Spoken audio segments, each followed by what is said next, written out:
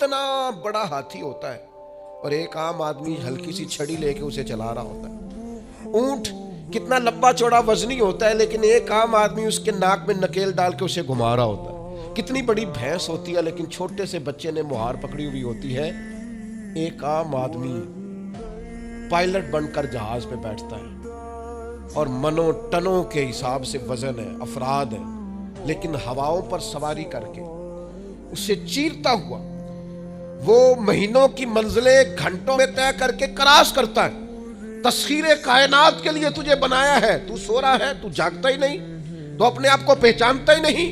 इकबाल से किसी ने कहा मैं रब तक जाना चाहता हूँ। इकबाल कहने लगे अजब नहीं कि खुदा तक तेरी रसाई हो, पर तेरी नजर से तो पोशीदा है आदमी का मकाम। तू बंदे के मकाम कोई नहीं समझ सका अभी तक। मन आरफ नफ्सहू फकद आरफ रब्बा।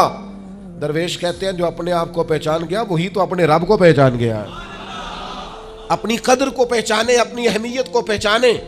आपके अंदर बड़ी सलाहियत पिन्हा है। छोटी छोटी बातों में परेशान हो गए, काम नहीं मिलता, कारोबार नहीं चलता, हो तेरे पास बड़ा कुछ है यार, काम नहीं भी मिलता। तो अगर वक्ती तौर पर कोई हालात खराब है तो अपना कद काट तो देख, अपना हुस्न तो देख, अपनी सोच तो देख, तफक्कुरात तो देख।